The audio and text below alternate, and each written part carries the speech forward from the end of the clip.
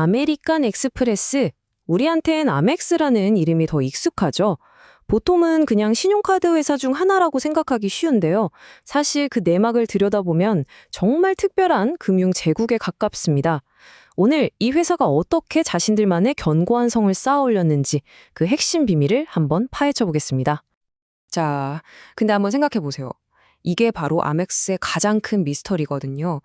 다른 카드보다 연회비는 훨씬 비싸고 심지어 가끔 저희는 아멕스 카드 안 받습니다 하는 가게도 있잖아요. 그런데도 어떻게 부와 성공의 상징, 뭐랄까 가장 프리미엄 카드로 자리 잡을 수 있었을까요? 바로 이 질문에 대한 답에 아멕스의 모든 것이 담겨 있습니다. 네, 정답부터 말씀드리면 그 비밀은 바로 폐쇄형 루프라는 아주 독특한 사업 모델에 있습니다. 자, 이게 대체 뭔지 지금부터 좀 더 자세히 들여다보겠습니다.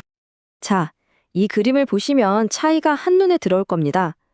왼쪽이 우리가 흔히 쓰는 비자나 마스터카드 방식, 이걸 개방형 루프라고 불러요.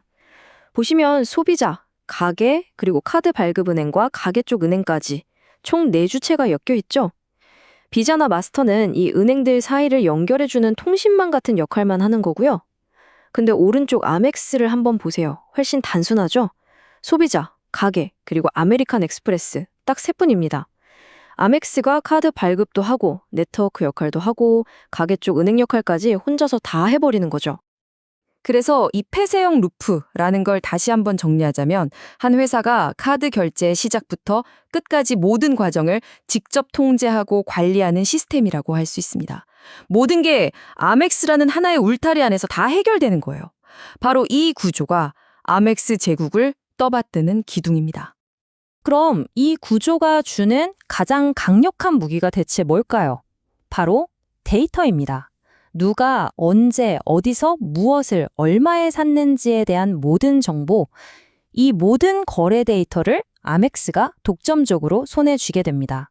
다른 경쟁사들은 이 정보가 여러 은행에 뿔뿔이 흩어져 있지만 아멕스는 이걸 전부 한 곳에서 아주 선명하게 들여다볼 수 있는 거죠. 정말 엄청난 이점입니다. 자, 그렇다면 이 강력한 데이터 독점권과 폐쇄형 루프 모델이 구체적으로 어떻게 아멕스의 막대한 수익으로 연결되는 걸까요? 그 핵심이 되는 세 개의 수익 엔진을 한번 살펴보겠습니다. 아멕스가 돈을 버는 방법은요, 크게 3가지 축으로 나눌 수 있습니다.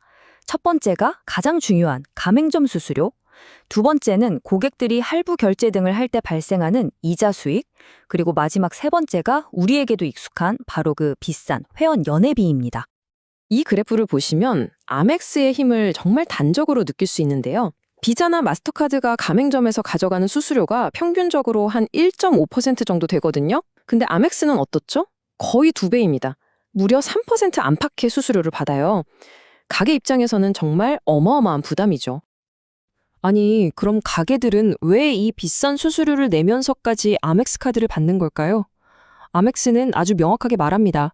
우리 카드를 쓰는 고객들은 그냥 고객이 아닙니다. 돈을 많이 쓰는 프리미엄 고객들이죠. 이 손님들을 당신네 가게로 오게 해줄 테니 그만한 가치를 지불하세요 라고요. 그러니까 높은 수수료가 곧 높은 매출로 이어질 거라는 일종의 입장료 같은 개념인 셈입니다. 물론 이런 독보적인 비즈니스 모델이 하루아침에 뚝딱 만들어진 건 아닙니다. 아멕스가 처음부터 금융회사가 아니었다는 사실 알고 계셨나요? 어떻게 지금의 제국을 건설했는지 그 흥미로운 역사를 아주 간단하게 한번 짚어보겠습니다. 정말 놀랍게도 아멕스의 시작은 1850년 귀중품을 안전하게 배달해주는 특급 배송 회사였어요. 그러다 1891년에 현금을 잃어버릴 위험이 없는 여행자 수표라는 걸 발명하면서 금융업에 발을 들이게 되죠. 이게 대박이 났고요. 그리고 1958년 부유한 여행객들을 타겟으로 한 차지카드를 내놓으면서 오늘날 프리미엄 브랜드의 기틀을 다졌습니다. 그리고 결정적으로 2008년 금융위기 때 생존을 위해서 은행 지주회사로 전환하는데요. 이게 바로 아멕스가 제도권 은행 시스템의 일원이 되는 아주 중요한 전환점이었습니다. 자, 이렇게 과거를 통해 어떻게 제국이 만들어졌는지 봤으니 이제 미래로 한번 시선을 돌려보죠. 이 거대한 아멕스 제국 앞에는 과연 어떤 기회와 또 어떤 위협이 기다리고 있을까요? 아멕스는 미래 성장을 위해서 크게 3가지 방향에 집중하고 있습니다. 첫째는 레스토랑 할인이나 OTT 서비스 같은 라이프스타일 혜택을 막 퍼부어서 젊은 밀레니얼과 Z세대를 새로운 프리미엄 고객으로 끌어들이는 거고요.